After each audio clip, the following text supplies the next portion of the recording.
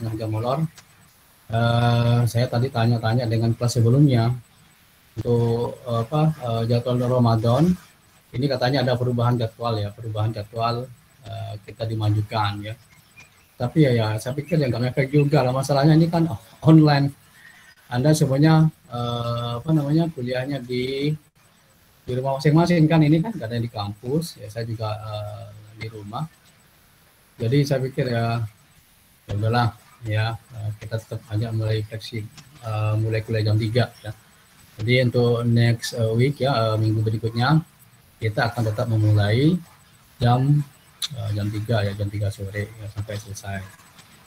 Selesainya kapan Pak? Ya sampai jam 15.30 kan, sesuai dengan jadwal. Jadi habis kuliah ini Anda nanti bisa berbuka puasa. Kadang-kadang saya juga heran dengan UTM ya. Jadi ribet banget ya mengurangi jadwal gara-gara puasa Ramadan ya. Saya dulu kuliah di UNER maupun di Gajah Mada, itu nggak ada perubahan jadwal, nggak ada mengubah-ubah jadwal seperti ini. Karena apa? Karena saya pikir jadwal perkuliahan itu ya ya nggak perlu lah adaptif terhadap perubahan puasa.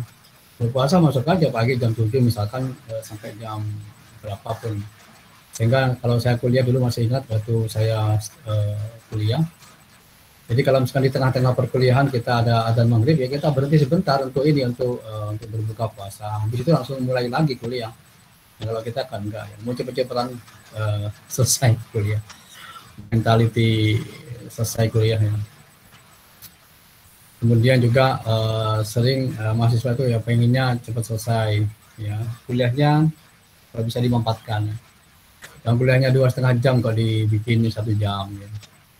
Ya udahlah, nanti ya, saya manut aja lah, kalau Anda mau kuliah kita jangan terlalu lama juga ya, nggak apa-apa, silakan. Baik, untuk kelas D ya, sekali lagi jadwal kuliah kita tetap akan mulai jam 3 sebagaimana sudah ditetapkan. Minggu depan kita tetap kuliah karena nggak ada kaitannya dengan mudik kan. Kalau Anda mau mudik sekarang pun ya bisa. Mau mudik sekarang ya nanti di kampung halaman masing-masing masih tetap ya Anda bisa mengakses perkuliahan secara online. Jadi tetap ada kuliah, tidak ada pergeseran. Kemarin saya mungkin diminta oleh teman-teman manajemen ya, ini aneh sekali ya, saya di jurusan ekonomi pembangunan, tapi ada anak manajemen yang minta saya untuk memastikan kapan jadwal perkuliahan dan kapan jadwal liburan. Saya pikir ini ngapain ya anak-anak salah jalur kali. Saya hanya usir ya, saya minta untuk menghubungi Kaprodi dan Wadeknya, kan Kaprodi-nya sudah ada ya, Wadeknya apalagi dari manajemen, tanya ke situ aja. Dan berdasarkan peraturan memang minggu ini adalah minggu kuliah, jadi nggak ada macam-macam. Kalau mau libur kan tanggal 29 April ya, bukan sekarang. Baik, saudara sekalian, mata kuliah metodologi penelitian, jika sebelumnya yang mengampu adalah Ibu Anita, maka setelah UTS saya yang akan mengampu perkuliahan metodologi penelitian. Nanti saya cek dulu ya, sepertinya tadi Ibu Anita sudah mengirim nilai ke saya. Jika Anda mengalami tidak mungkin merasa kurang pas nilainya ya, tolong nanti jangan komplainnya jangan ke saya ya, komplainnya ke Bu Anit. Kadang-kadang mahasiswa lucu ya, yang ngajar siapa, yang dikomplain siapa. Ya. Nah, saya lihat dulu kelas D ya, kelas D.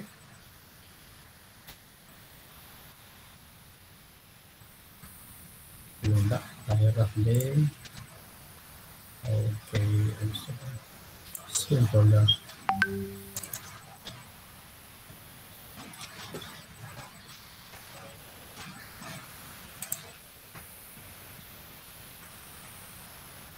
Wow, nilainya bagus-bagus ya. Nah, ada yang 80, 70. Tuh ada yang 0 ya. Siapa yang 0 nih? Nilainya 0 ya. Kasihan ya Muhammad Anwar. Ada 0 nilainya.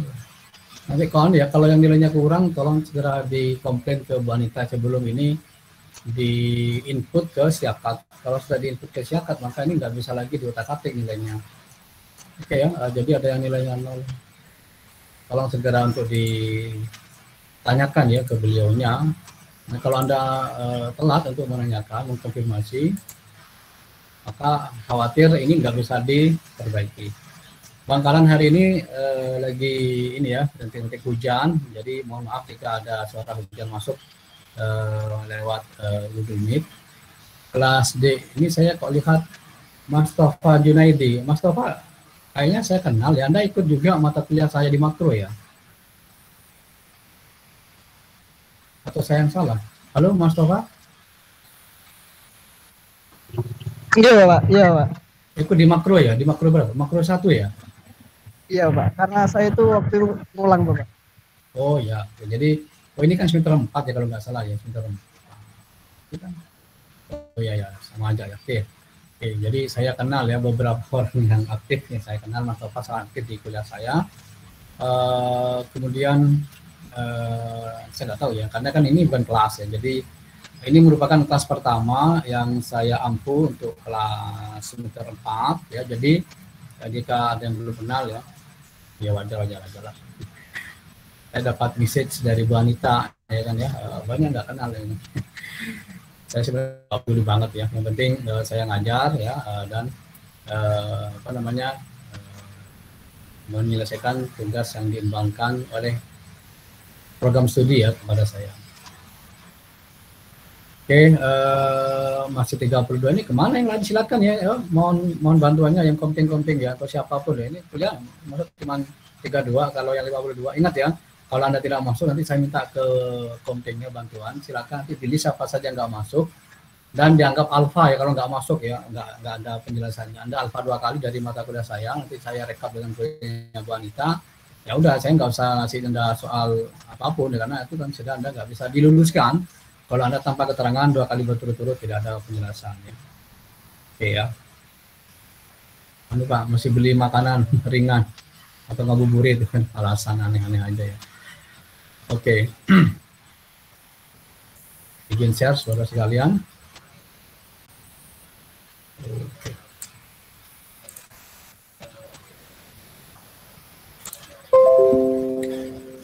Oke ya, sharing saya kelihatan ya. Mohon maaf untuk dikonfirmasi karena kalau di Gmeet itu beda ya dengan yang di ini dengan Zoom ya, halus ini ya. Kalau di Gmeet kalau misalkan tayangannya di full screen itu bisa nggak total ya PPT-nya. Saya juga heran kalau bisa. Oke, ini sudah kelihatan ya, nampak ya? Halo? Sudah Bapak. Oke, thank you.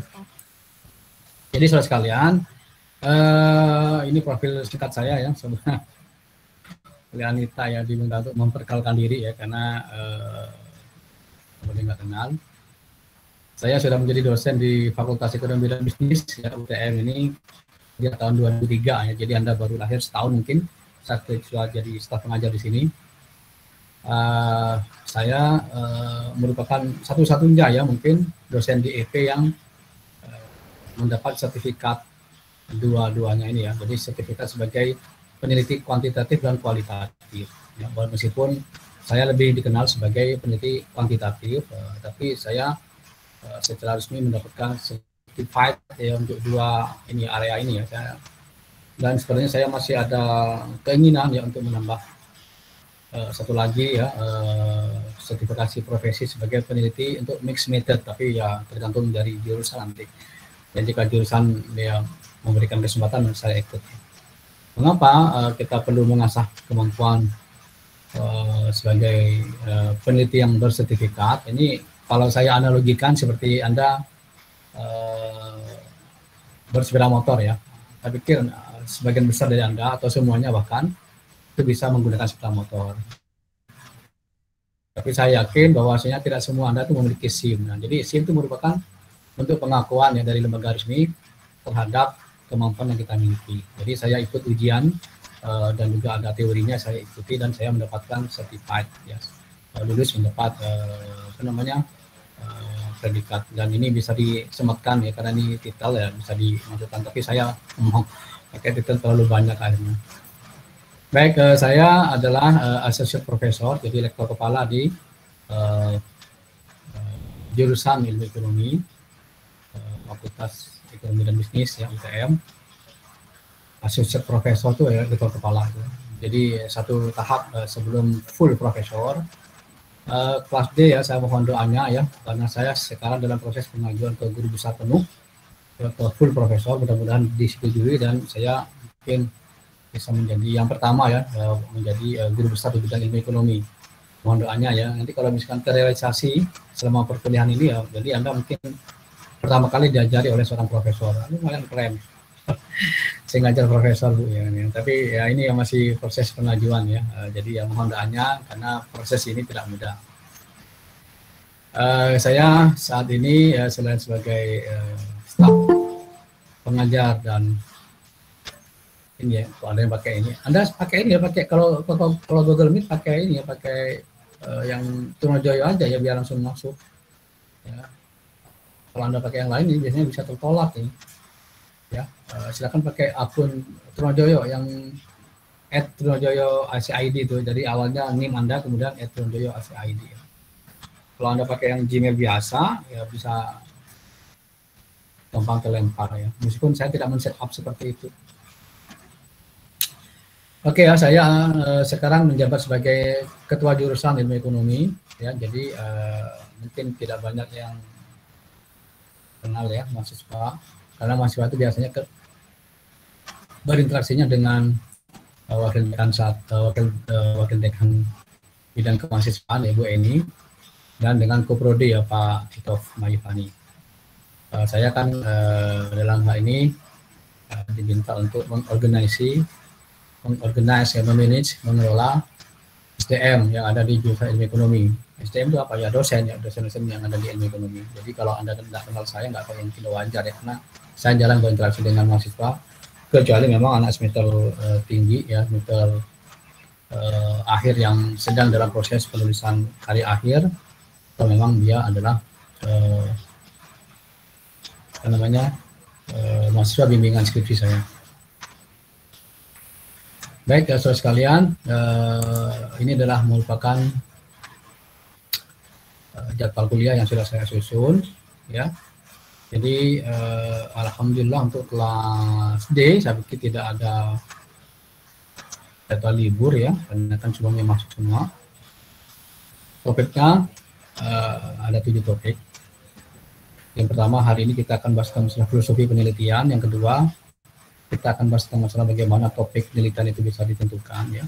Kemudian kita beralih kepada penyusunan proposal, pengambilan data dan pengolahan data. Kemudian kita nanti akhirnya membahas juga tentang laporan penelitian dan publikasi ilmiah.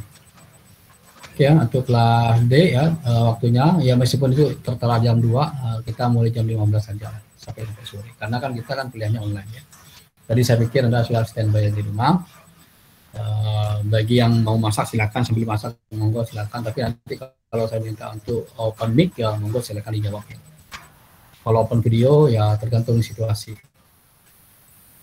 Saya lebih senang kalau Anda lebih aktif dalam perkuliahan ya, kelas D silakan Anda bisa tanya-tanya apapun yang terkait dengan masalah penelitian.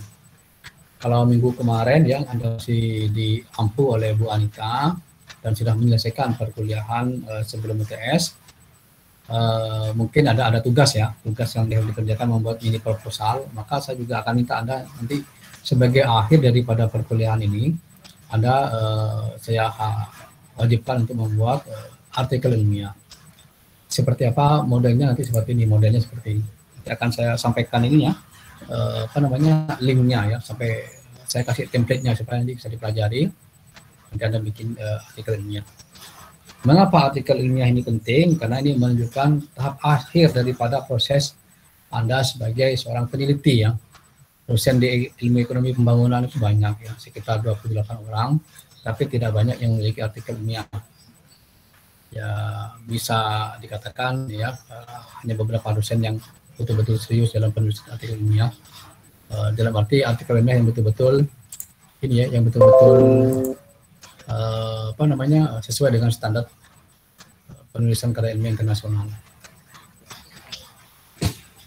Itu saja mungkin ya pengenalan dari saya kelas D ya. Sekarang sudah jam 4. Monggo silakan jika ada yang ditanyakan atau ada didiskusikan. Saya persilakan sebelum kita lanjutkan.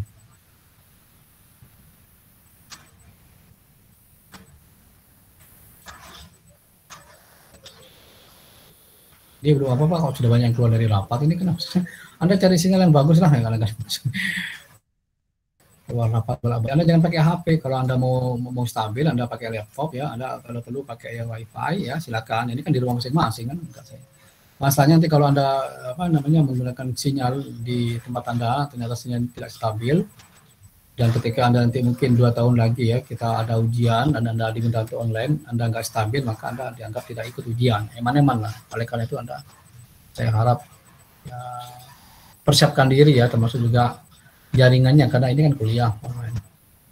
Monggo silakan, ada pertanyaan ya sebelum saya lanjut, silakan. Pasti kok adem ayam ini kan ya. Ini kelas yang spesial ya. Kuliahnya sore-sore ya.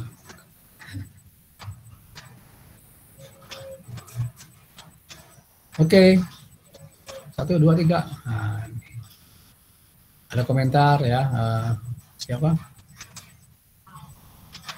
Silakan Mas.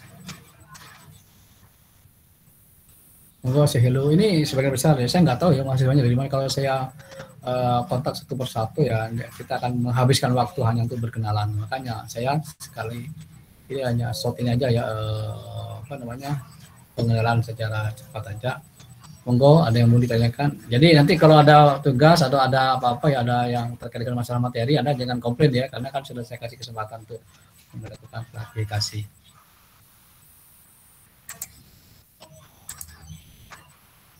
Muhammad Ainur Ghafli itu mana ya? Ada nggak di sini Muhammad Ainur Ghafli?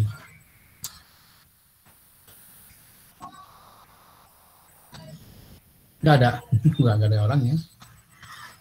Si. Juliana Masita, Mbak Juliana, halo. Iya Pak. Jenengan jadi komtingnya sini Mbak ya? Iya Pak. Kayaknya juga ikut mata kuliah saya juga ya di makro ya kalau nggak salah ya. Iya Pak, ngulang. Ngulang tuh namanya pendalaman ya kan. Ya nggak apa-apa Mbak Juliana ya, tapi kan makronya kan bukan dengan saya kan, sebelumnya ini kan ngulang kan baru aja ngulang kan ya. Jadi bukan saya yang tidak meneruskan. Ya mudah-mudahan nanti sukses ya Mbak Mahita. Kemarin nilainya kan bagus kalau nggak salah ya makronya ya. Amin Pak. Amin. Ya paling jelek ya. Wah, ternyata banyak yang ini ya Mbak ya, banyak yang nggak bisa ya UTS-nya. Kenapa? Saya juga kadang-kadang bingung. Kalau saya ya ngajarnya kan ya santai, dan itu topik-topik pertanyaannya kan nggak begitu ribet lah kan, tapi cuman Anda sendiri kadang-kadang yang bikin ribet. Oke, ini semester 4 ya, Mbak Yuliana nanti dicek ya seperti biasanya ya, minta tolong untuk di screenshot siapa aja nggak masuk yang biar saya ketahui, dan jangan lupa untuk absensi ya, absensi sesuai dengan yang ada di link fakultas. Oke, siapa lagi yang ikut di ini? Saya senang ya hafal. Ada beberapa yang ikut ke saya.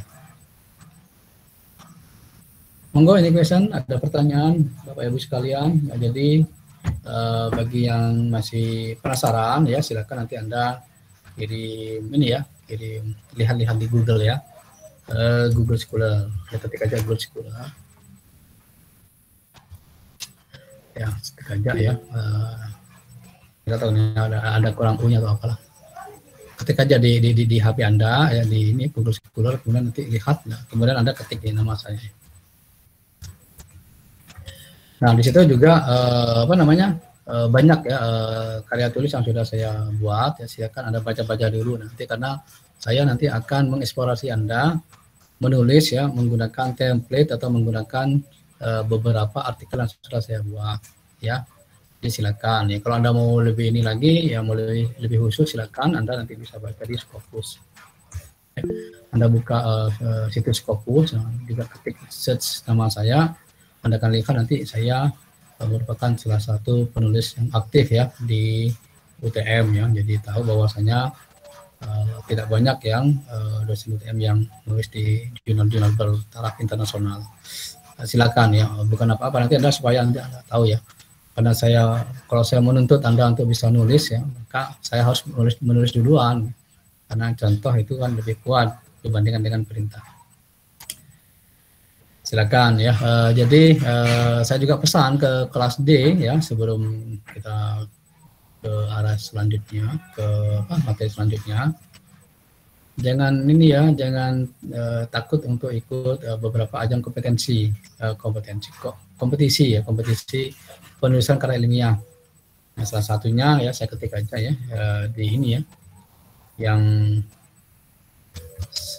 inilah yang bisa diikuti namanya EJAVET. Anda ketik aja EJAVET dan cari di Google, nah, itu merupakan ajang kompetisi penulisan karya ilmiah untuk mahasiswa dan dosen ya, ada sebagian untuk dosen yang dilaksanakan oleh UNER bekerjasama dengan Bank Indonesia. Ini merupakan ajang yang cukup prestisius.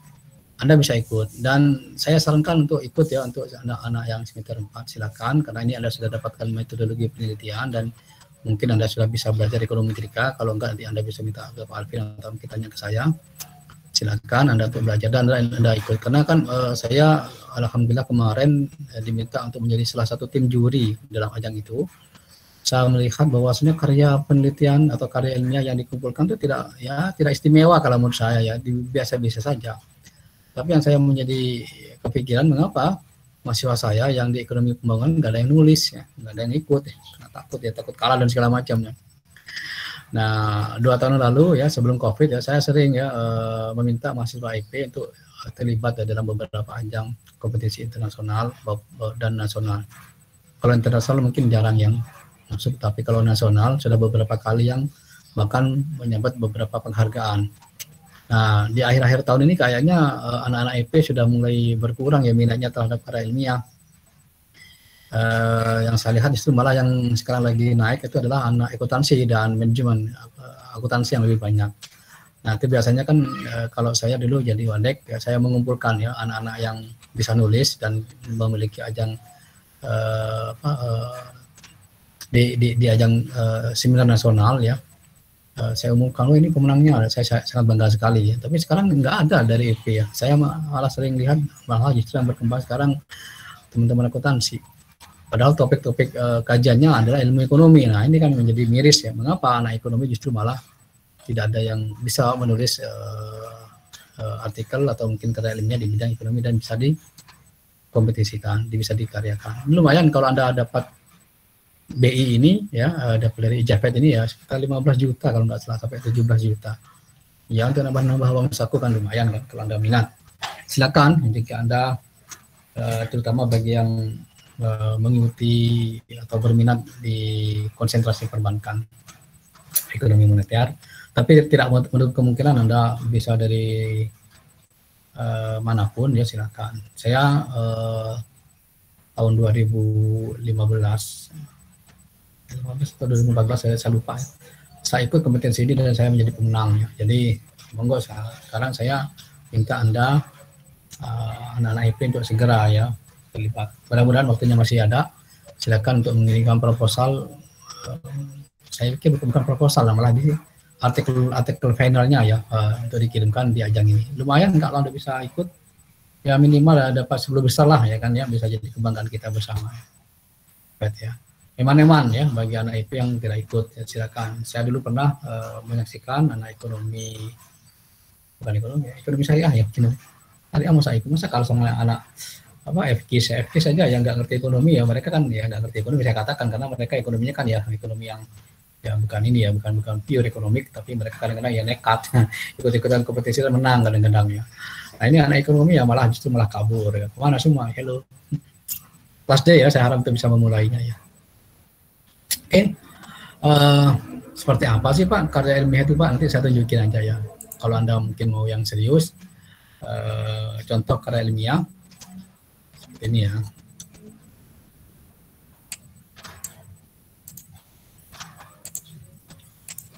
Oke, kelas D silakan ya bagi yang minat. Anda baca di ini ya, ada baca di bagian ini ya, chatting itu di chat. Silakan bagian yang pakai HP ya, mungkin bagian yang pakai HP silakan itu dilihat. Itu merupakan paper saya yang terakhir ya, yang publish pada Januari lalu ya, Ya. Ini harapan saya Anda bisa menulis seperti itu. Ya tidak sekarang ya, tapi nanti akan saya latih Anda secara step by step ya, secara pelan-pelan supaya Anda setidaknya memiliki mindset ya untuk bisa melakukan penelitian. Jadi cara pikir ilmiah ya, bagaimana menulis karya ilmiah yang bagus. Karya saya tentunya bukan yang paling baik tentunya, tapi untuk menulis seperti yang saya tampilkan di chat ini butuh waktu yang cukup lama ya, berkali-kali di reject oleh ini ya, oleh editor jurnal, tapi akhirnya saya berhasil untuk diterima ya tulisan saya. Ini yang terakhir, mudah-mudahan saya bisa nulis kembali dan sesegera mungkin bisa saya publikasikan. Dan bagi Anda yang ingin silakan dibuka-buka, nggak apa-apa. Ini artikel saya masih sekitar 500 orang yang melihat, dan banyak yang konfirmasi ke saya tertarik untuk menulis ulang ya.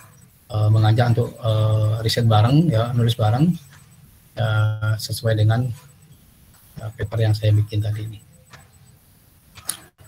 Monggo silakan be aktif ya, jangan hanya jadi diem ya. Anak semester 4 harusnya ada karya tulisnya harusnya. Saya dulu pernah punya cerita ya, membina anak semester 2 di UIN ya. Saya dulu pernah ngajar di FEB di UIN Sunan Kalijaga. Mereka berani ya. Ya, mungkin mentalnya aja ya. Mereka tuh nggak bisa nulis, tapi nekatnya tuh luar biasa. Sehingga ketika mereka mengajukan kompetisi untuk ikut karya ilmiah, saya akhirnya menjadi mentornya ya, saya bimbing dan mereka menjadi juara. Mereka bisa jalan-jalan ke Thailand ya, bisa jalan-jalan, ada yang ke Malaysia, ke Singapura ya, hanya dari karya tulis. Nah di UTM ini harusnya seperti itu, dikembangbiakkan kemampuan untuk menulis. Tapi memang menulis itu by ini karya ilmiah, bukan hanya nulis yang nulis paper novel ya, itu beda lagi ya, beda jurusan ya. Kita di sini diharapkan Anda untuk bisa memiliki karya ilmiah. Nah, karena nanti suka atau tidak suka Anda wajib ya untuk menulis, minimal Anda nanti bikin skripsi kan gitu. Tahun depan mungkin ya, tahun depan Anda sudah sudah mulai menyusun skripsi. Oke, silakan, ada pertanyaan ya. Diam aja ya. Saya enak susah nih mahasiswa untuk diem ya kan ya. Sudah saya kasih musik tadi, diem ya semua jadi. Kayaknya saya tuh senang kalau Anda tuh kuliah offline. Kalau offline kan bisa saya kerjain ya. Dulu ada anak-anak yang ini, ya saya kasih tugas ya untuk keluar kampus ya, nulis cari ide di luar kampus ya. Jadi jalan keluar kampus ya, ditanya-tanya sama orang, ngapain di luar, kamu diminta oleh dosennya untuk keluar kampus, nggak boleh masuk sebelum dapat ide penelitian. Menarik ya, tapi oleh karena beberapa aktivitas itu hanya ada yang dapat ide segar ya. Mereka bikin poster, bikin t-shirt, dan sampai sekarang ada foto-fotonya saya punya. Sekarang saya juga berani lagi karena ada peraturan ya dari rektor untuk tidak melakukan kegiatan yang mungkin di luar aturan kayak begitu katanya. Oke, sebentar ya saya cek.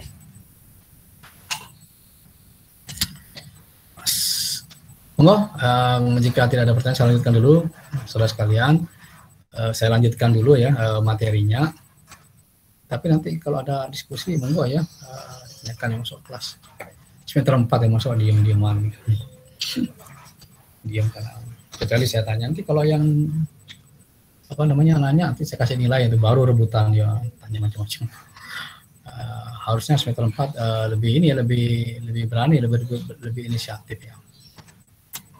Ya mungkin karena ini kan masih awal ya, masih pertemuan pertama, Anda masih belum terbiasa ya untuk melakukan komunikasi.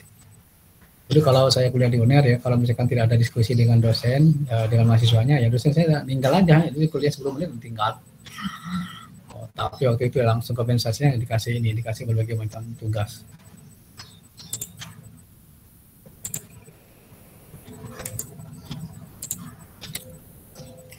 Oke, share saya sudah bisa dibaca ya, Mbak Iliana, bisa kelihatan ya? Iya, Pak. Yang lain ya, memang gue silakan aja. Kelihatan ya, oke ya, oke. Hari ini kita akan bahas tentang masalah filosofi penelitian ya. Mudah-mudahan tidak sampai ngebubur, tidak sampai maghrib ya. Jadi kalau ada yang rumahnya, sekali Anda mungkin saat ini Anda mungkin ada yang kuliah di Papua ya, ya monggo nanti kalau Anda mau berbuka silakan berbuka. Kan nggak ada yang melarang kan. Silakan. Oke, kita mulai dengan filosofi penelitian. Mengapa filosofi ini penting? Karena ini menyangkut landasan kita ketika kita ingin melakukan sesuatu. Jadi filosofi itu merupakan ilmu paling tua mungkin ya dalam peradaban manusia yang kita kenal ya, filosofi ya.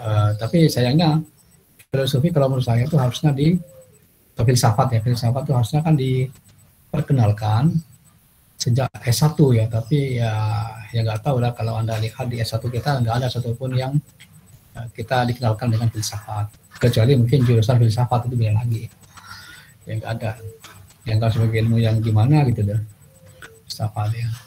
S2 juga saya nggak ada ya, waktu saya S3 saya dapat ini. Nah ketika saya dapat belajar tentang filsafat ilmu dan juga filsafat penelitian, maka saya bisa memahami mengapa ada penelitian yang kuantitatif versus yang kualitatif. Nah itu akar muakalnya dari mana kan gitu kan, asal muasalnya dari situ. Jadi ketika saya belajar filsafat penelitian baru filosofi penelitian maksudnya, saya tahu ternyata begitulah asal muasalnya mengapa ada orang yang suka kuantitatif, ada yang suka kualitatif. Ternyata ada akar perbedaan filosofinya di situ. Nah dalam penelitian filosofi itu merupakan bagian terluar ya sebenarnya ya. Sebelum ada mungkin ya ada mahasiswa yang pinter ngolah data ya, pinter bikin ngolah data menggunakan aplikasi dan mungkin ada punya teman semacam itu ya. Tapi kadang-kadang mengabaikan apa yang penting itu adalah filosofi penelitian. Nah, ketika Anda mungkin tidak paham filosofi penelitian, akibatnya ketika Anda mendapatkan pertanyaan macam-macam, sudah susah untuk menjawabnya ya. Karena sebenarnya kan sebelum Anda melakukan apapun, Anda harus sadar dulu kita tuh ada di mana. Di kalau laksana bawang penelitian ya, jadi bawang penelitian di onion ya, onion ya. Jadi bagian terluar ya dari penelitian itu harusnya kan filosofi dulu yang dikenalkan. Ya. Nah, jangan yang lain. Nah, nanti masalah pengumpulan data dan analisis data tuh bagian yang paling dalam, masih jauh ya. Nah, tapi kan kita kan kebalik ya. Kadang-kadang yang kita ajari dulu ini ya, yang kita ajari statistik, matematik di awal-awal, sehingga yang lainnya kita tinggalkan. Nah, ya nggak apa-apa lah, ini dianggap sebagai kesalahan berjamaah kayak seperti itu ya, Indonesia Raya.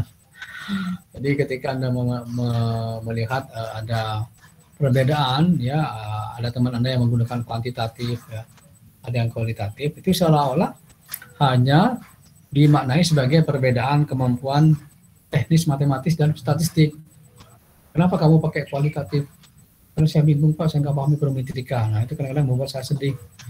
Karena sebenarnya perbedaan untuk kualitatif dan kuantitatif bukan karena Anda tidak suka dengan mata kuliah tertentu, tapi oleh karena pilihan yang sifatnya filosofis. Ya. Jadi ada berbagai macam cara pandang di dunia ini yang melatari kita untuk berbuat sesuatu. Seperti sekarang ini kan, mengapa Anda tidak makan minum? Karena itu adalah filosofinya apa? Anda sedang berpuasa kan ya. Jadi kalau Anda masih ada kebingungan ya kan, apa sih ada makanan kok nggak dimakan? Ini harus tahu akar filosofinya dulu kan. Nah, filosofinya ya kita bisa analogikan dengan agama yang kita anut. Sekali lagi itu analog ya, bukan kesama ya. Baik, mungkin terlalu berat bagi Anda, tapi nggak apa-apa lah ya, Anda saya paksa untuk belajarin dulu. Materinya akan saya kasih belakangan aja nanti. Ya, dalam bidang penelitian banyak sekali kita kenal filosofi penelitian yang banyak. Jadi tidak hanya 1 atau 4 seperti yang saya tayangkan di PPT saya, itu banyak sekali ya. Tapi memang yang paling terkenal ini, yang paling tua tentunya yang positivisme ini, positivisme. Jadi orang-orang positivisme atau mungkin orang-orang ilmuwan pertama di awal-awal abad peradaban modern ini selalu percaya bahwasanya yang namanya ilmu pengetahuan itu adalah sesuatu yang bisa diperoleh secara observasi dan bisa diukur. Segala sesuatu yang tidak bisa diobservasi dan tidak bisa diukur itu tidak bisa dimasukkan sebagai pengetahuan. Jadi sebagai meskipun sangat heboh ya orang melihat adanya atau ketemu dengan hantu, dan hantu kan nggak bisa diobservasi kan, maka itu tidak bisa dianggap sebagai ilmu pengetahuan, bagian daripada ilmu pengetahuan. Kemudian dunia itu dipahami sebagai sesuatu yang unsurnya dapat dilihat, dapat diamati, dan mereka aktivitasnya dilakukan secara reguler atau secara teratur. Jadi seperti seorang ilmuwan fisika ya yang memandang tata surya seperti itu. Mereka melihat bumi berputar pada porosnya, bulan mengikuti bumi, dan bumi juga mengikuti matahari dan segala macamnya. Itu mereka seperti itu ya. Jadi ada keteraturan dan bisa dipandang. Jadi kalau misalkan sekarang ada orang yang masih meragukan bahwasanya bumi bulat, jadi mereka langsung pakai ini ya, nyewa rudal ya, pesawat ulah kali yang keluar angkasa ya, dilihat, nah ternyata betul bumi bulat dan segala macamnya, itu bisa kelihatan, itu bisa diobservasi ya, jadi tanpa observasi itu nggak bisa. Padahal sebenarnya kan dulu kan orang tahu bumi bulat bukan karena observasi kan ya, tapi tetap aja ada ilmu pengetahuan. Nah, jadi ilmu pengetahuan dipandang sebagai hubungan kita dengan benda-benda fisik atau benda-benda alam. Sesuatu yang tidak bisa diukur, tidak bisa diobservasi, itu tidak bisa masuk dalam pengetahuan. Dan sesuatu itu yang bisa diukur atau bisa diobservasi itu harusnya bersifat objektif. Jadi kalau misalkan saya melihat A, itu katakanlah warnanya coklat, maka semua orang yang melihat A itu harusnya semuanya adalah meyakini bahwasanya itu warnanya coklat. Nah, jadi kalau misalkan ada orang yang meragukan, maka itu tidak bisa dianggap sebagai kajian ilmu pengetahuan. Seperti itu cara memandangnya ya. Jadi ini biasanya digunakan ya, oleh orang-orang yang menggunakan pendekatan kuantitatif, ya, positivisme seperti itu. Nah, salah satu bukan ya aliran lain yang menentang positivisme, nah, itu ya sebagai kebalikannya itu adalah aliran interpretativisme. Ya, jadi aliran interpretativisme. Aliran ini mengatakan bahwasanya yang namanya fenomena itu tidak bisa dimaknai secara sama itu kan ya. Peristiwa A ya kan, apalagi ini peristiwa sosial itu tergantung daripada interpretasi penelitinya. Jadi ada sebuah fenomena tertentu, katakanlah seperti itu ya, fenomena sosial katakanlah ya. Misalkan Anda melihat adanya kerusuhan ya oleh masyarakat tertentu atau mungkin oleh orang tertentu dianggap sebagai sesuatu yang rusak, tapi oleh masyarakat atau mungkin individu yang lain itu dianggap sebagai sesuatu yang biasa, alam sedang berubah dan segala macamnya. Nah, jadi yang namanya pengetahuan itu kan merupakan buah daripada interpretasi seseorang terhadap fakta. Jadi bisa saja ketika kita lihat misalkan ya, apakah sistem kapitalisme itu berhasil atau tidak ya dalam memajukan umat manusia. Nah itu kan tergantung orang, mungkin akan memiliki pandangan yang berbeda-beda. Nah dalam ilmu sosial, aliran ini sudah banyak sekali digunakan ya, mendapat tempat. Karena memang disitulah ilmu sosial itu memang fakta-faktanya kadang-kadang selalu berubah-ubah ya. Sebagai contoh misalkan begini ya, saya ngajar dengan menggunakan media online semacam ini. 3 tahun lalu sebelum ada COVID ya, model pembelajaran ini sangat dilarang oleh kementerian ya, oleh negara seperti itu. Masa kuliah hanya di rumah, hanya ngomong di depan komputer kan, yang tidak ada. Jadi dilarang. Dan ketika dulu ya ada wacana ya bahwasanya perkuliahan itu bisa digunakan model semacam ini, itu Departemen Pendidikan itu sangat keberatan ya, sangat keberatan. Sekarang sudah berubah ya kan ya, sudah berubah. Mereka malah mengizinkan, malah mendorong supaya perkuliahan ini dilakukan secara online, karena kan kita ada masalah COVID ya. Jadi yang dulu dianggap sebagai sesuatu yang salah, sekarang sudah dianggap sesuatu yang biasa. Kan berubah-ubah kan ya cara pandangnya. Nah, dulu kalau kita lihat mungkin ya pergaulan ya anak muda ya sangat terbatas. Kalau sekarang mungkin agak lebih bebas. Itu kan juga cara pandang kita terhadap masalah sosial yang sering berubah-ubah. Contohnya seperti itu. Nah, ada aliran lain, aliran di tengah-tengah ya kan. Jadi kalau positivisme sama interpretatif itu kan memang merupakan aliran yang sangat bertolak belakang ya. Satunya objektif, satunya subjektif. Satunya terukur, satunya enggak tentu. Itu kita harus memaknai meaning gitu kan ya. Nanti biasanya interpretatif itu kan nanti biasanya yang digunakan oleh Bu Anita ya ketika beliau menggunakan pendekatan kualitatif. Karena kan beliau kan memang memilih jalur itu ya. Kalau saya kan positivisme. Nah, oke, di luar itu ada yang aliran realisme. Jadi dia di tengah-tengah ya. Jadi dia menganggap bahwasanya yang namanya fenomena itu bisa benar, bisa tidak ya. Tergantung daripada kita ya. Kenapa? Karena panca indera kita itu kadang-kadang bersifat bersifat tidak sempurna lah gitu kan ya. Bisa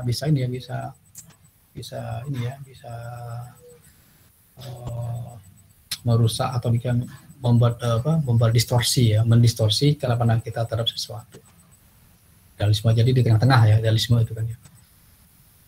Ya tidak cenderung ke positif, tidak cenderung ke interpretatif. Ada juga yang aliran masa bodoh ini karena pragmatisme. Saya katakan masa bodoh.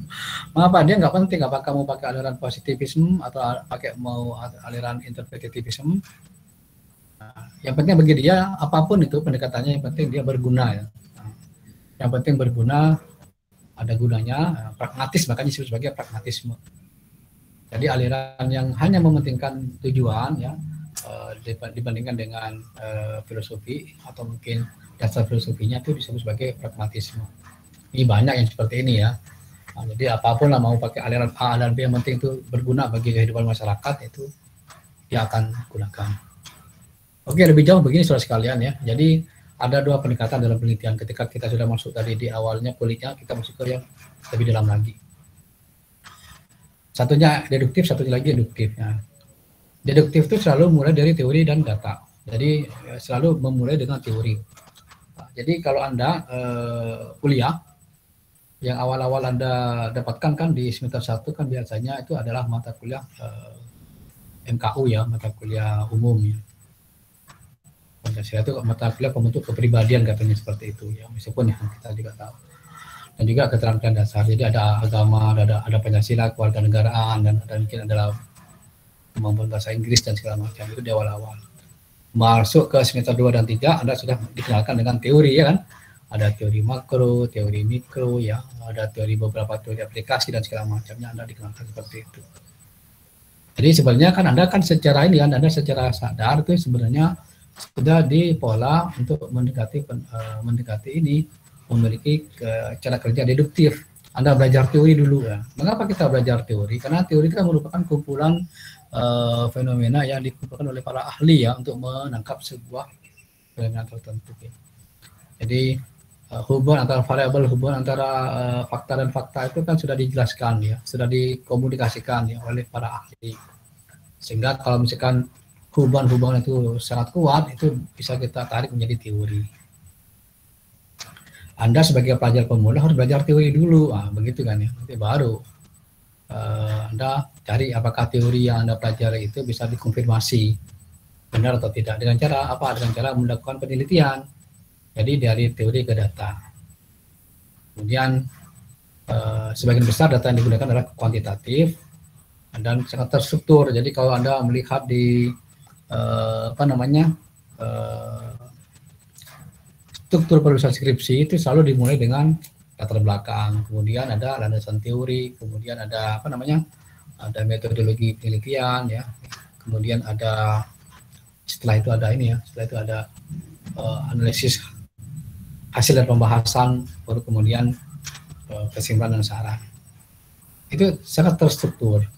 Nah, itu sama halnya kalau Anda baca artikel yang saya tadi sempat sampaikan, Anda kalau baca-baca itu kan selalu dimulai dengan itu kan ada introduction, mengapa topik yang saya ajukan itu menjadi menarik ya. Kemudian ada teorinya, ada modelnya, ada pengolahan datanya, dan ada kesimpulannya. Itu semua. Jadi bisa saya katakan dunia kita sampai sekarang ini masih dikuasai oleh pendekatan kuantitatif deduktif. Meskipun sekarang sudah mulai banyak yang kualitatif ya, tapi masih kuantitatif deduktif. Nah, tujuan dari penelitian deduktif itu biasanya mengambil kesimpulan umum. Jadi mereka mengambil data untuk menyimpulkan sesuatu. Apa yang mereka simpulkan? Apakah temuan mereka itu mendukung teori tertentu atau menolak teori tertentu? Itu deduktif. Nah, sebaliknya pendekatan induktif itu pendekatan yang lebih fleksibel. Nah, jadi ini biasanya dilakukan oleh peneliti yang sudah memiliki jam terbang penelitian yang cukup besar, cukup lama ya. Jadi mereka tidak mempelajari ini, mempelajari teori, tapi mereka menemukan teori. Ini harapannya seperti itu. Jadi dibalik ya prosesnya. Kalau yang deduktif itu kan dari teori, kemudian kita data konfirmasi ada. Tapi ini enggak, mereka mungkin menemukan fenomena, bikin pola-polanya, lalu mereka bikin teori. Oleh karena itu saya katakan penelitian yang kualitatif biasanya memang penelitian yang sulit ya. Itu biasanya dikerjakan oleh teman-teman di S3. Tapi sekarang saya kadang-kadang ya ini kagum ada beberapa S1 yang bikin penelitian kualitatif ya di bidang oleh Bu Anita. Meskipun saya menilai ya hasil risetnya masih segitulah ya, masih konteksnya tuh masih sedikit ya, masih belum out of the box ya, jadi masih segitu-gitu ya. Jadi judulnya aja bombastis tapi isinya lah gitu-gitu aja, hanya menayangkan hasil-hasil wawancara yang tidak terstruktur secara rapi.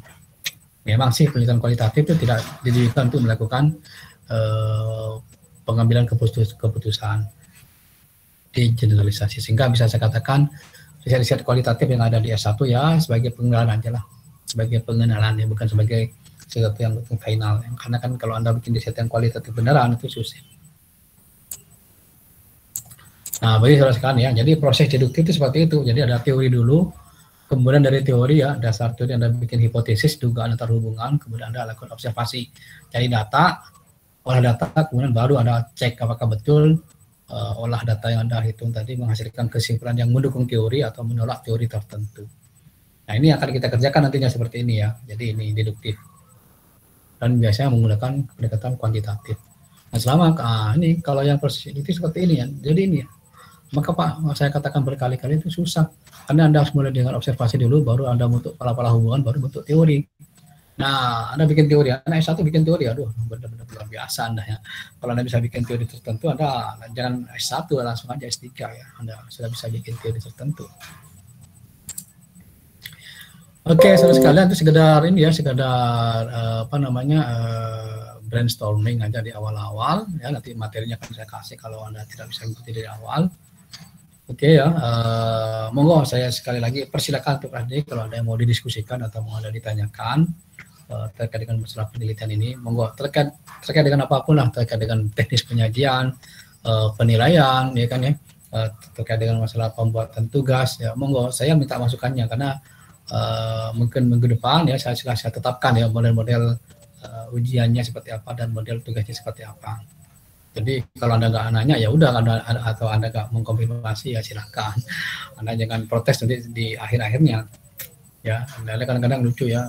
Saya tanya, monggo silakan didiskusikan ya. Ini saya mesti ada di awal-awal, nggak mau. Tapi ketika saya sudah mulai menilai, baru nanti nilai.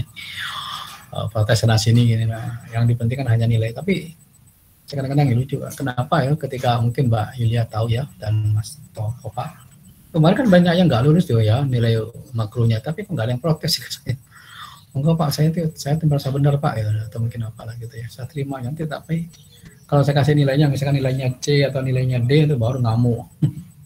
Tapi kalau nilainya 10, 20 ya diem aja, ya, santai kayaknya nggak ada ini, nggak ada yang protes. Oke, monggo ya dipersilakan ya bagi yang nanya-nanya terkait dengan masalah penelitian. Ya, masih 4:30 ini kan baru kita mulai nih, masih kita tadi mulai jam berapa ya, kita tadi mulai jam 3:30 ya. Monggo silakan Mbak Melisa Nur Awalia, monggo ya, raise hand, open mic, monggo kalau open video silakan, mau tanya monggo. Loh, kok malah keluar, nggak jadi ya, kita masih nunggu lah. Tadi Mbak Meli saya persilakan ya, kalau Anda nggak bisa video pakai ini aja, pakai suara aja, atau Anda bisa ketik. Oh Pak, jaringan saya agak ribet ya, silakan. Ini kayaknya bolak-balik tadi ada yang keluar ini, dengan sama ya, Santio Jawa Timur hujan. Oke, saya masih menunggu pertanyaan berikutnya dari siapa nih ya. Monggo Mas, Izin masuk Pak. monggo Tova. Berarti ini mengenai perkuliahannya ini tiap minggunya nggak ada tugas gitu Pak. Berarti tugasnya itu waktu tugas UAS gitu doang. Atau gimana Pak? Nah, itu baru nanya kan ya, supaya tidak ini. Nanti gini Mas Tova, terima kasih atas pertanyaannya ya. Karena nanti ya, saya mengharapkan Anda semua nanti bisa sukses ya, jangan sampai ada yang nggak lulus ya. Nanti per minggu saya kasih ini, saya kasih tugas ya. Ya tugasnya hanya untuk brainstorming aja lah. Jadi tapi nanti endingnya Anda bikin ini, Anda bikin paper yang sudah saya siapkan ya. Papernya sudah saya siapkan, template-nya nanti Anda mungkin mulai nyicil ya. Mulai minggu depan aja lah, ini kan Anda mesti perkenalan ya, jadi kalau nggak elok lah kalau saya kasih tugas. Jadi nanti mungkin ada minggu-minggu tertentu Mas Tova yang saya kasih ini, yang saya apa namanya, saya kasih penugasan ya. Ya, tapi tugasnya ya tetap misalkan saya minta Anda untuk bikin judul ya, kemudian mengkonfirmasi teori dan mengkonfirmasi data yang akan digunakan, something like that lah. Jadi nggak terlalu ribet. Tapi tahap-tahapnya harus Anda ikuti ya, jangan sampai ada yang lost. Karena nggak mungkin Anda tuh tiba-tiba bikin paper jelek yang bagus ya, nggak mungkin. Saya nggak percaya ya, karena saya bikin paper semacam ini tadi ya, saya katakan itu butuh waktu yang bertahun-tahun ya, butuh belajar yang tekun. Anda tiba-tiba langsung bisa ya kan, nah, kan saya curiga. Makanya nanti kalau misalnya ada, misalkan minggu depan ya saya minta Anda untuk bikin, ya tentukan ide penelitian yang bagus ya, bikin, nah, anda kerjakan ya kan gitu. Nah, meskipun nanti yang saya lihat nanti adalah, yang saya nilai tentunya adalah hasil akhirnya juga saya nilai, tapi proses juga akan saya amati supaya Anda betul-betul ada di jalur yang tepat. Itu mungkin Mas Tova, jadi jangan khawatir nanti karena tidak seperti di makro kan. Kalau di makro kan saya biarin aja, saya yang kuliah, nanti Anda yang ngajar, yang tiba-tiba ada ujian sehingga Anda mungkin amburadul nilainya. Tapi untuk metodologi penelitian nanti akan Anda minta untuk step by step aja ya, penugasannya nanti Anda isi, Anda bisa amati bersama-sama, nanti kemudian nanti kita koreksi dan akhirnya nanti kita bisa lihat. Jadi bagi teman-teman yang tulisannya bagus nanti akan saya publikasikan ya, saya nanti upayakan untuk bisa dipublikasikan. Dan nanti Anda jangan ini ya, Anda nggak perlu khawatir, nanti akan saya kasih buku ya, ini buku kelihatan ya. Ya udah, nanti bukunya saya kasih lewat ini PDF aja ya, supaya Anda tidak usah beli. Anda baca. Ini merupakan kumpulan dari artikel yang pernah saya bikin, saya bukukan. Nah, nanti Anda lihat ya, Anda baca-baca ya, Anda baca. Oh, kayaknya saya tertarik Pak untuk bikin penelitian seperti ini. Nah, Anda boleh mengambil topiknya, boleh mengambil apa namanya bahan metodenya atau apapun, yang penting Anda bisa. Dan Anda harus merujuk. Nah, ini kan kadang-kadang penyakit mahasiswa itu nggak menggunakan referensi ya, nggak punya rujukan, nggak ada artikel ilmiah, nggak punya buku, tiba-tiba bikin tulisan karya ilmiah yang katanya bombastis, tapi isinya ya nggak ada isinya, karena ingat ya bahwasanya sama halnya dengan keterampilan yang lain, menulis itu membutuhkan keahlian dan membutuhkan pelatihan yang cukup intens ya. Jadi nggak bisa moro-moro Anda yang sama sekali tidak punya pengalaman tiba-tiba tulis. Nah, Anda asal tahu aja lah, ketika saya nulis di jurnal internasional, itu yang pertama mereka lihat tuh nama saya dulu, dicari oleh mereka. Orang ini pernah nulis nggak? Kalau nggak pernah nulis ya saya tuh di reject aja. Mereka sudah nggak percaya, ini masih ini ya, masih kelas ini, kelas bulu ya, atau masih kelas terbang, atau mungkin masih belum punya pengalaman ya, di reject. Mereka menolak aja. Tapi lambat laun ketika tulisan saya mulai banyak mereka lihat, oh ini kayaknya serius, baru mereka baca artikel saya. Seperti itu ya Mas Tova ya, jadi jangan khawatir ya, nanti akan saya bantu Anda supaya Anda bisa step by step, tapi kuantitatif ya. Jadi Pak, saya sudah bikin kualitatif Pak ya, Anda ubah lagi lah, dan saya pastikan nanti proses ininya ya, ini enggak sulit ya, enggak sesulit Bu Anita. Kalau Bu Anita kan sangat sulit, kami kan kualitatif memang agak ribet dengan kuantitatif. Oke, monggo, tadi ada yang nanya, ya nggak jadi siapa ya, siapa yang tadi raise hand tapi nggak jadi. Itu mungkin ya Mas Tova ya, sementara yang bisa saya jawab. Jadi Iya Pak, makasih Pak. sama-sama Mas, nggak usah khawatir. Monggo yang lain silakan. Lah yang ngabuburit lah, tinggal. Oke, Nada silakan. Izin bertanya Pak.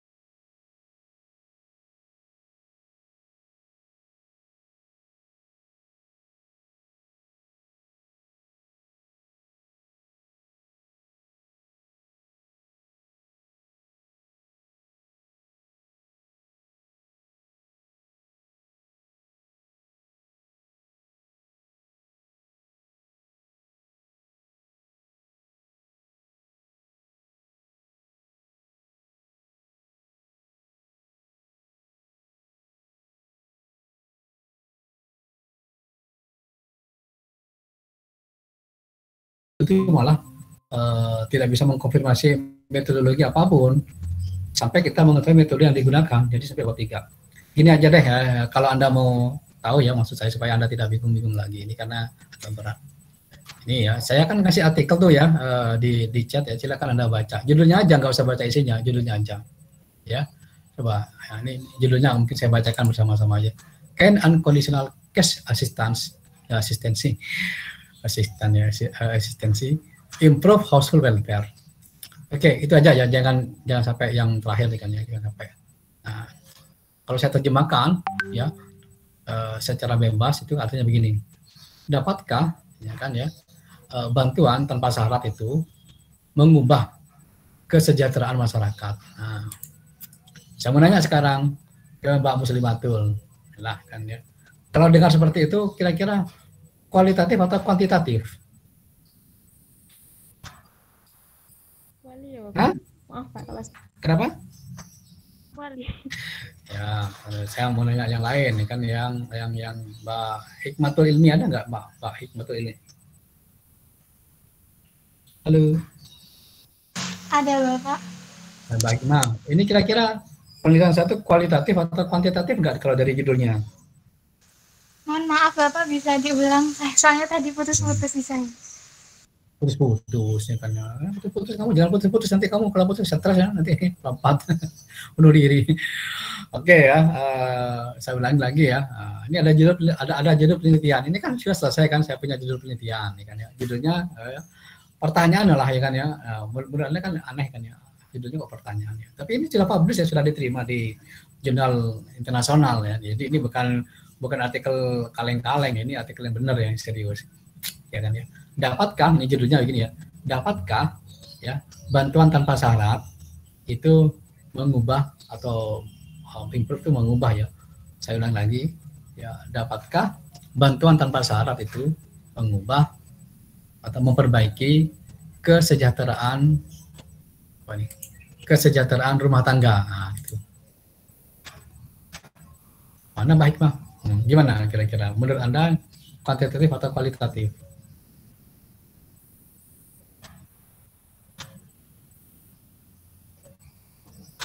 Kuantitatif ya Pak.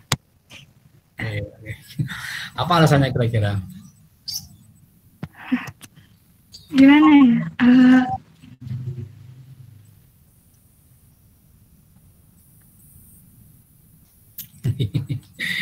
Ya udah, nanti gini kan ya. Sekarang saudara sekalian, nggak apa-apa Mbak Ilmi ya, ini kan masih belajar Anda kan ya. Mungkin ada yang Iya Bapak, mohon maaf. nggak apa-apa. Ada pendapat lain nih kan ya. Ini saya akan bacakan beberapa judul penelitian yang mungkin Anda tuh geleng-geleng kepala, ini kuantitatif atau kualitatif. Ini judulnya ya, judul penelitiannya, judul risetnya, yang judul papernya saya baca ya. Under the weather ya. Under the weather itu artinya ya tergantung daripada cuaca. Menurut Anda ini ya, judul penelitian ini kuantitatif atau kualitatif? Ayo ya, ada yang tahu nggak? Under the weather. Judulnya itu kan ya, saya ketik aja lah supaya Anda ya, supaya Anda mungkin ada yang nggak dengar ya, Under.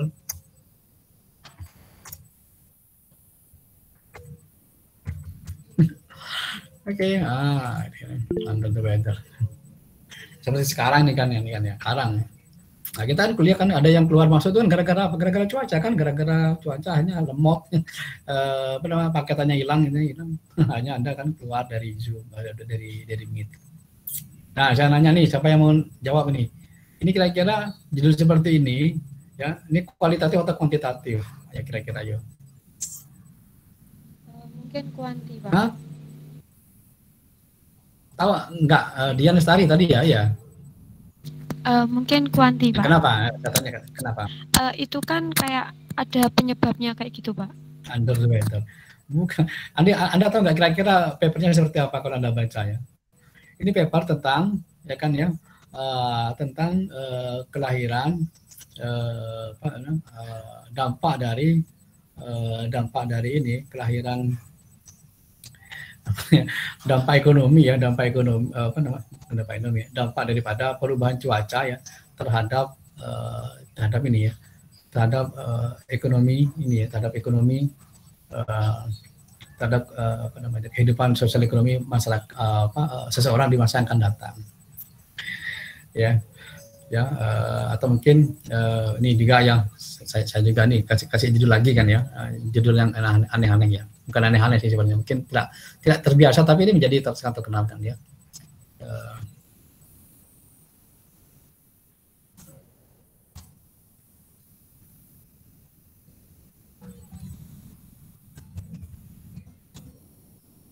Cost of remoteness. Nah, ini yang nih Pak. Yo. Nah, yo.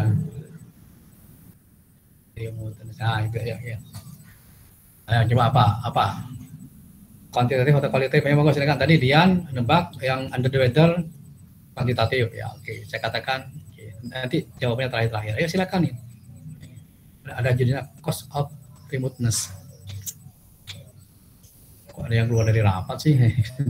Kayak keluar dari kuliah aja. Memang silakan.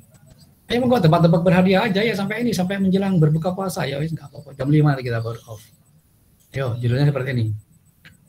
Bingung Pak, saya nggak ngerti bahasa Indonesianya Pak. Oke, saya kasih ini kan ya. Ini artinya nih biaya keterasingan. Nah itu, yo, coba kira-kira biaya. Ya kan ya, harga dari keterasingan apa? Kuantitatif atau kualitatif? Kuantitatif, Pak. Nah, sekarang Muhammad Iqbal, apa alasannya? Karena berhubungan dengan biaya, Pak. Wah, salah kan ya. Ini sama sekali kita tidak ngomong tentang masalah biaya kan ya. Cost of remoteness bukan itu. Anda tahu tentang apa ya? Kalau tadi tentang hujan ya. Anda nggak ada hujan, pengaruhnya hujan, Anda nggak kebayangkan bahwasanya itu merupakan artikel ekonomi ya. Jadi perubahan cuaca itu bisa mempengaruhi Anda apakah jadi orang kaya atau tidak. Nah, itu kan keren banget ya penelitian seperti itu. Dan itu merupakan penelitian yang dilakukan di Indonesia. Saya ngatin ya, orang-orang bule itu bisa bikin penelitian luar biasa hebat menggunakan data Indonesia. Tapi ya kita tidak bisa meniru ya. Saya harapkan anak-anak muda ini sekarang ya bisa bikin penelitian yang ini ya heboh, yang luar biasa bagus sih. Nah yang Iqbal ya, yang ini cost of remoteness itu bercerita tentang masalah bagaimana sih ya sebuah kota ya kan, ini bukan tentang biaya hidup bukan tentang masalah total biaya, bukan ya, jangan dibayangkan ya.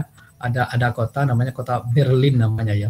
Dulu kan Jerman Barat dan Jerman Timur itu kan mereka kan terpisah oleh tembok Berlin namanya, tembok Berlin ya.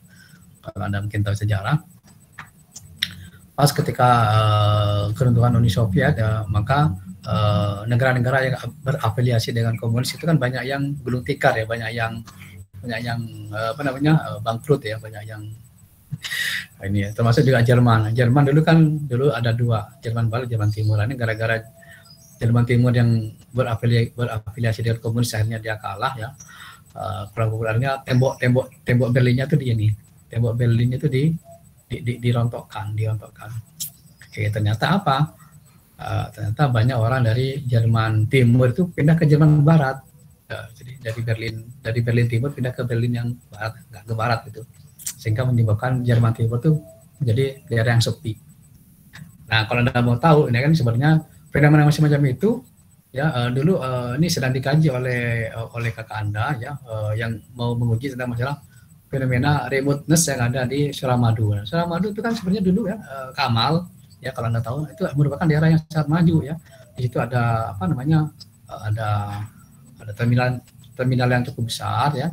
Merupakan gerbang Madura, sehingga semua aktivitas ekonomi yang keluar masuk Madura ke Surabaya, Madura Jawa itu pasti lewat Kamal. Sekarang itu sudah remote ya, sudah terasing dia. Karena sejak adanya Suramadu itu menjadi daerah yang, mohon maaf ya, tertinggal. Kalau Anda lihat sekarang kan banyak gedung-gedung yang rusak, ya kan, banyak yang sampah-sampah berserakan segala macam situ. Nah, itu bisa dihitung. Nah, itu saudara sekalian, kalau hanya dilihat dari segi judul tidak bisa. Katakan itu bisa menggunakan pendekatan kualitatif, bisa juga pendekatan kuantitatif. Nah, jadi mohon maaf aja kan ya, ada beberapa judul termasuk juga judul saya ya, kalau tidak dibaca papernya itu dikira itu adalah merupakan judul-judul penelitian kualitatif ya kan ya, jadi tapi intinya itu kuantitatif, pendekatannya kuantitatif ya kan ya, karena kalau menurut saya kan ya, eksekusi apakah itu bisa dikatakan sebagai kuantitatif atau kualitatif just not tergantung pada judul, tapi juga tergantung overall daripada pendekatan. Jadi kalau misalkan pendekatannya itu dimulai dengan teori, ada teorinya, ada modelnya, ada analisis data statistiknya dan segala macamnya, ada pengolahan datanya, fix itu adalah sudah kuantitatif, seperti itu. Ada pengolahan data yang segala macamnya untuk tujuan generalisasi seperti itu. Ya. Tapi kalau misalkan itu dimulai dengan itu tadi ya, dimulai dengan fenomena-fenomena, nggak ada teorinya, kemudian ya mungkin lebih bebas, lebih fleksibel, mungkin saya katakan mungkin itu adalah qualitative research. Ya, itu mungkin ya Mbak teman semua. Jadi judul-judul yang saya tulis tadi di chat ini semuanya adalah penelitian kuantitatif. Dulu dikira adalah kualitatif, benar, karena hanya baca judulnya doang. Saya dulu waktu dijebak oleh dosen saya sama. Ya, ada penelitian ya, tapi saya tidak akan kasih Anda papernya, tapi ini sebagai diruntukan aja ya. Judulnya tentang gelandangan di Amerika Serikat. Judulnya apa? Menggelandang di Amerika Serikat. Kira-kira apa kira-kira nih? Kuantitatif atau kualitatif? Ada yang tahu? Halo? Menggelandang di Amerika Serikat. Gelandangan Amerika Serikat. Jadi pengaruh kemiskinan ya Pak? Enggak, pertanyaan saya begini Mbak Yuliana. Itu kuantitatif atau kualitatif? Ya, saya kasih ya topiknya atau judulnya menggelandang di Amerika Serikat. Ayo.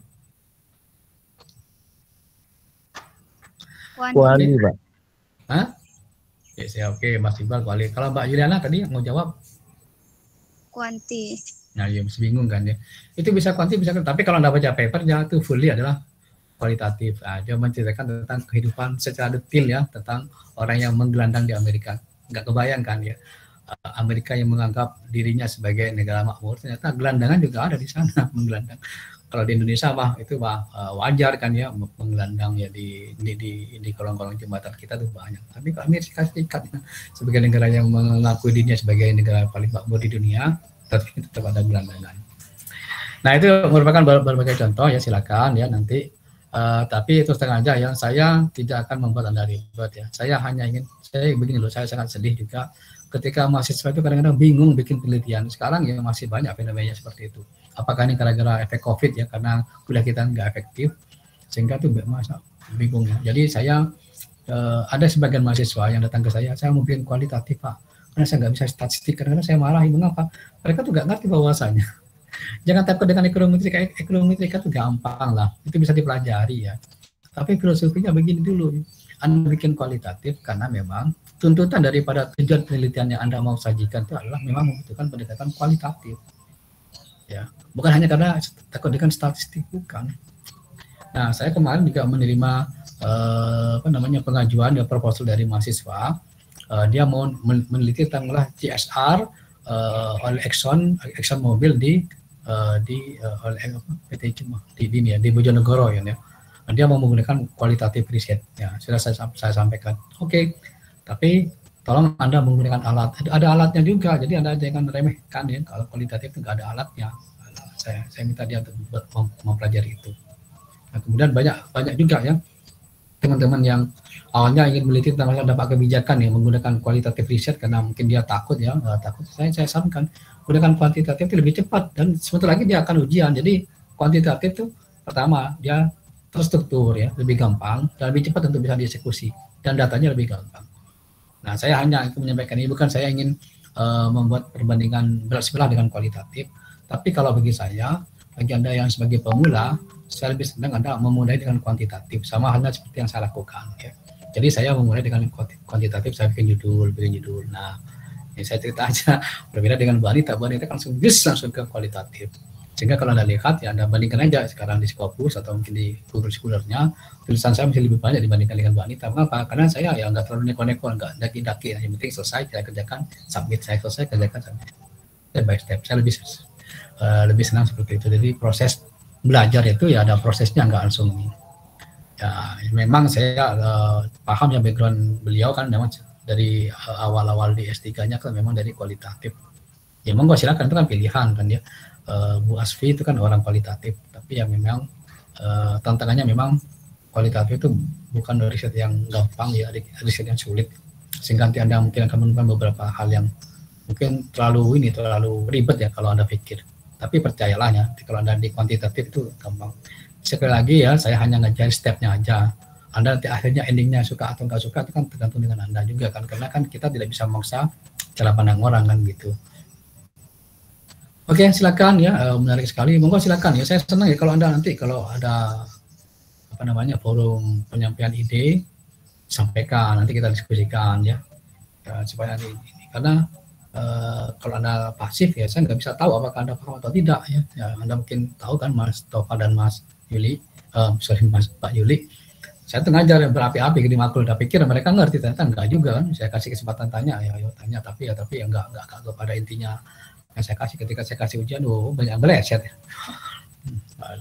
Saya khawatir seperti itu nanti, tapi ini kan semester 2 kan saya pikir yang bisa saya lulus, tapi kalau semester 4 kenapa? Anda sebentar lagi tuh akan masuki semester 5, di mana Anda nanti mungkin punya akses bisa ikut MBKM. Nah, ketika Anda MBKM, harapan kami ketika kita mendesain kurikulum, mata kuliah pokok ya, termasuk juga metode penelitian sudah Anda ikuti, sehingga nanti kalau Anda mau bikin, katakanlah mau ambil MBKM riset ya monggo silakan, mau ambil pertukaran studi silakan, mau magang silakan ya, nanti Anda tinggal nanti integrasikan dengan mata kuliah yang sudah Anda peroleh selama ini di program studi.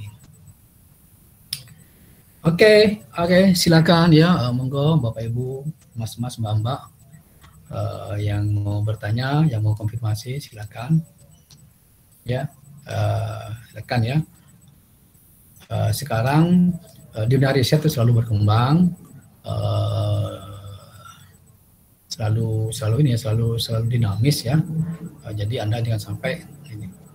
Dan karena riset itu bisa menyebabkan kita bisa membangun peradaban ya, tentunya seperti itu nanti ya, yang diharapkan seperti itu. Kalau Anda nanti bersemangat bergairah ke dalam dunia penelitian, maka nanti ilmu kita tuh berkembang ya kan ya. Nanti kalau Anda nggak bergairah, Anda nggak bisa. Jadi Anda hanya ngajar makro ya, hanya ngafal tentang masalah sejarah pemikiran, ekonomi, makro, mikro. Hafal cuman teori mikronya seperti ini. Tapi Anda nggak bisa berkembang, stuck di situ. Ingat bahwasanya sekarang sudah terbuka ya. Jadi berbagai macam teori-teori baru yang dikembangkan dari hasil pemikiran orang-orang timur seperti kita itu sudah mulai banyak diterima di beberapa negara, di beberapa forum-forum ilmiah. Seperti mungkin kajian saya kan sebenarnya sederhana. Saya mau cerita aja sebentar ya terkait dengan penelitian yang saya bikin tadi ya tentang unkondisional. Mengapa disebut sebagai unkondisional? Karena kan begini, pemberian BLT itu kan dia dikasih ke siapa aja, yang penting dia masuk kategori ya dikasih kan gitu kan ya. Tidak ada syaratnya. Itu kan unconditional, artinya kan bersyarat, tidak ada syaratnya. Nah, orang-orang bule ya yang menyusun teori-teori ekonomi konvensional percaya kalau dikasih bantuan sudah beres lah ya, masalah-masalah kemiskinan ya, masalah-masalah distribusi, masalah-masalah ketidakmerataan dan segala macam sudah beres. Tetapi kenyataannya nggak seperti itu ya. Coba kita lihat kalau Anda tuh mau mengkaji artikel saya, Anda baca pelan-pelan. Ternyata bantuan-bantuan tadi itu bantuan-bantuan yang diberikan oleh pemerintah itu tanpa syarat ya, dikasih uang cash, itu dibelikan apa oleh rumah tangga penerima ya, dibelikan rokok ya kan, dibelikan minuman berpemanis ya kan ya, dibelikan. Jadi bisa jadi mereka itu dapat uang tapi dibelikan untuk konsumsi barang-barang yang itu berbahaya atau tidak cukup aman bagi kesehatan. Itu sebenarnya yang mau saya sampaikan. Ya, nah, itu tadi. Tapi ya memang masih belum ini ya. Nanti mungkin berikutnya saya bikin tulisannya seperti itu. Kalau itu terus terjadi, apa? Akibatnya apa? Akibatnya ya itu. Ya maunya kan masyarakat itu kan ya supaya tidak miskin, tapi hanya pembelanjaannya itu kan ya itu untuk barang-barang yang unhealthy ya, tidak selalu untuk barang-barang sehat. Nah, itu ya mungkin bisa menyebabkan bantuan yang harusnya bisa mensejahterakan itu bisa menjadi malah berproduktif. Karena apa? Karena mungkin ditenggarai beberapa bantuan itu hanya diberikan sebagai uang rokok. Kan lucu kan ya. Maunya kan kalau misalnya ada bantuan BLT dikasih 300.000 atau mungkin berapa, itu kan supaya bisa dibeli kebutuhan-kebutuhan pokok yang bisa mempertahankan nutrisi kita lah ya. Jangan sampai gara-gara ada kondisi resesi ekonomi kita, perekonomian rumah tangga kita mengalami masalah. Jangan sampai seperti itu. Maka dikasih bantuan, tapi bantuannya dikasih beli rokok. Nah itu kan sama aja kan itu kan. Itu sebenarnya pesan yang ingin saya sampaikan. Jadi intinya bahwasanya tidak semua bantuan yang mungkin dikasih oleh pemerintah itu bisa mensejahterakan rumah tangga. Tergantung ya kan. Oleh karena itu nanti mungkin sebagai kelanjutan dari riset itu nantinya kalau pemerintah ngasih bantuan itu harus ada syaratnya, harus ada kondisionalnya. Seperti program keluarga harapan dengan PKH itu kan ada kasih bantuan, tapi kamu kasih bantuan itu harus bisa digunakan itu menyekolahkan anaknya seperti itu kan. Nah itu jadi nggak dikasih cuma-cuma. Nah itu mungkin ya salah satu pesan yang, tapi ya itu memang riset saya kan kuantitatif ya. Ya mudah-mudahan nanti kalau Anda mau bikin riset seperti itu silakan. Nah mau pakai pendekatan Quites ya. Saya mungkin ya salah satu orang yang nulis ya, tidak banyak yang nulis itu di Indonesia. Silakan kalau Anda mau seperti itu.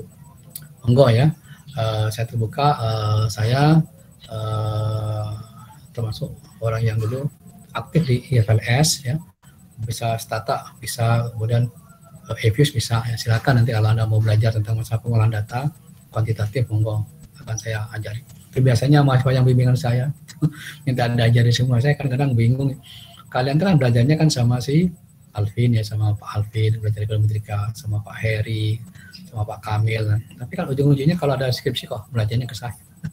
Ya nggak apa-apa, saya senang aja kalau ada mahasiswa yang tanya ke saya. Tapi intinya semua dosen itu sebenarnya bisa ya, Anda minta untuk bantuan. Tapi kadang-kadang mereka sibuk ya, sehingga tidak bisa membantu Anda.